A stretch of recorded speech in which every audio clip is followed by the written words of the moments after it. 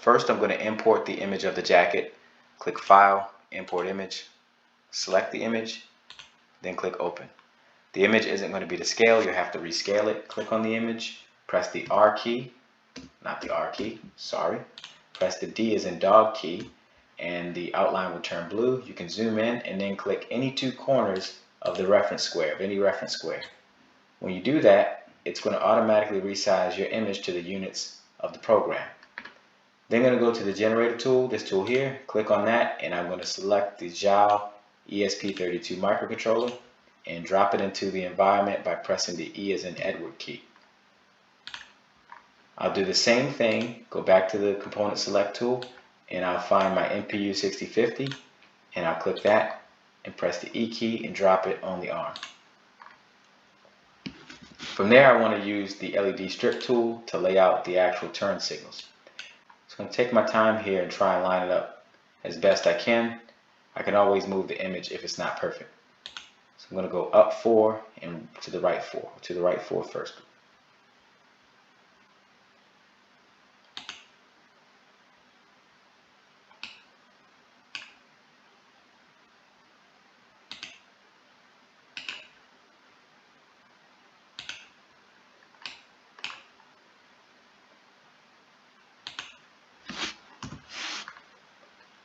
So now that easily I have the turn signal LEDs on the back of the jacket.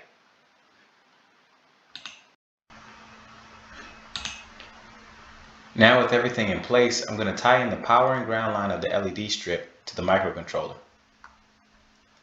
So ground is going to be this blue line here. I'm going to use a line tool right next to the select tool. I'm going to click blue and I'll hover near it and you'll see it snap to the end. I'll click that end and I'll hold shift and control to force a straight line down. And I want to use 45-degree angles. I want to avoid 90-degree angles if I can. So holding shift and control is going to force me to a 90-degree or 45 angle. I'll bring it down to where it aligns with the ground pin of the Zhao, and I'll connect it to that pin, and then I'll hit right click. And when I right click, the two will become one and you'll see the color change there. So now the ground is tied in to the microcontroller. I'm going to do the same thing with the power, which in this case is green, but I'm going to try and leave some space because I'm going to have more traces come up underneath of this power. So I'm going to keep 45.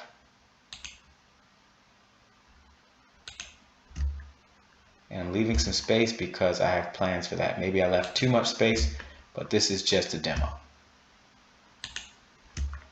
And I'm going to bring this down to the 5 volt.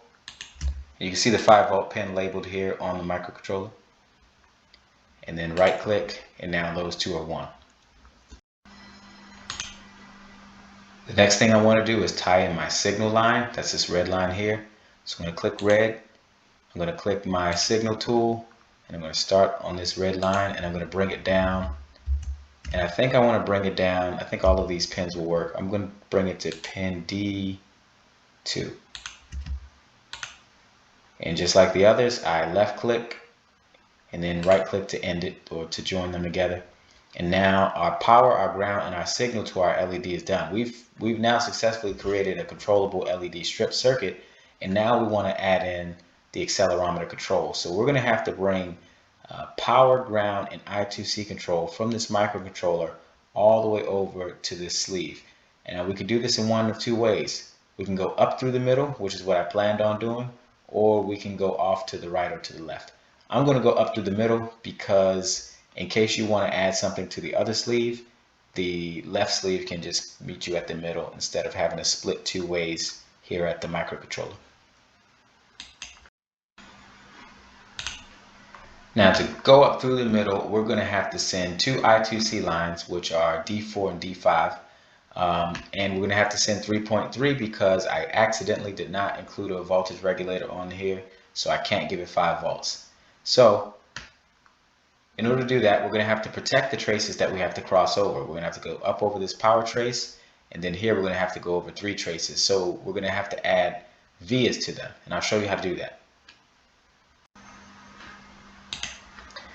To use a via is really easy. You hover over the object of interest and you press the V key. V is in Veronica. And now you see a via hovering over.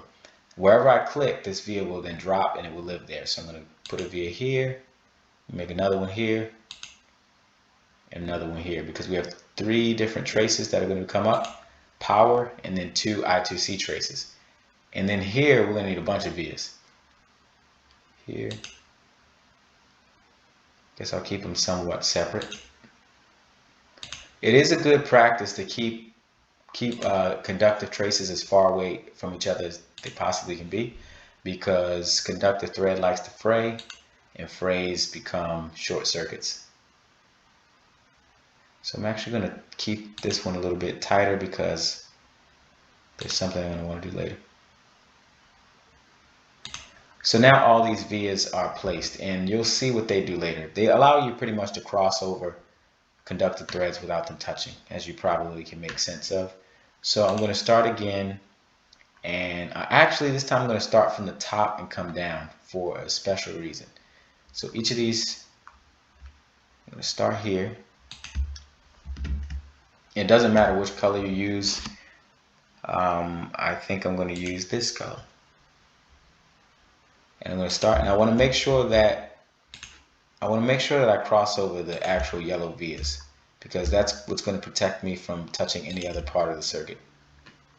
I'm going to bring this line all the way down here, 45 degree. I don't want to get too close to other traces. I try to stay at least 4 millimeters away from other traces, if not more. Again, as far away as you can stay, you should try. So you have the freedom of just passing directly over these traces because they have vias attached to them. And this one I'm going to go to D4 or D4.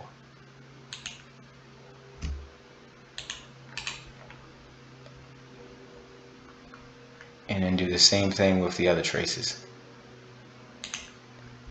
So as you can see, I put all of my research into this tool. Everything I had a headache with or that was giving me trouble, I tried to find a way to program around it, and that's the motivation behind this tool. That's the power behind this tool.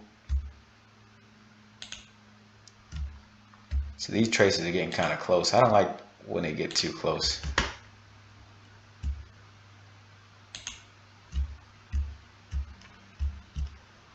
But I know that they are pretty safe, 4 millimeters or more away from one another. That's how the PCBs are all spaced.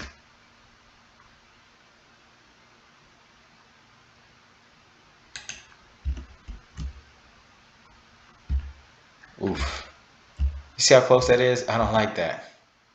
I'm going to try and cut right in the middle of these two. Alright,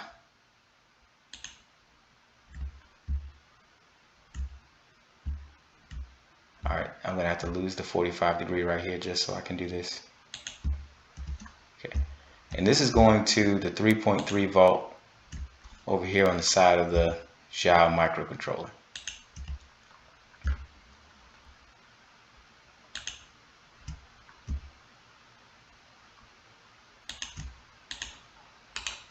And now that's all tied in. So now what we have is our LED array laid out. We have our microcontroller tied in, and we have our communication and power that is going to the accelerometer. We have that broken out. Actually, we need one more thing. We need ground. So I wanted to leave some space up here because I wanted to branch off. Here. So if I hold the shift key, it's going to allow me to branch off. That blue is ground. Okay, now I can branch off. And now we have ground, I2C, and power that are all coming up from this MCU that we're going to route over to this accelerometer. So you can see there are a bunch of different tools built in to make circuit design easy. All of these different tools are built in from headaches that I was encountering with embroidery design and with getting circuits to work. Now if you wanted to at this stage, you can actually use the stitch player. If you press the space key, it's going to show you the actual stitches that are going to play out on the machine, and you have this cursor here that you can use, and you can see exactly what the machine's going to do. So it's going to do those lay down stitches first. It's going to come around and it's going to do power. It's going to do your ground, and it's going to go through and do all your signals. and then those traces that we did there. Now I'm going to tie these two pieces in using these splices. So the accelerometer is going to tie to these 4 on the right, and the other assembly is going to tie to the 4 on the left. So first, let's tie in the traces that we made earlier to the splices. And it doesn't have to be doesn't always have to be 45 degrees. Sometimes you can violate it if it's too difficult, which we're going to do here. Then I'm going to go and use this color on here.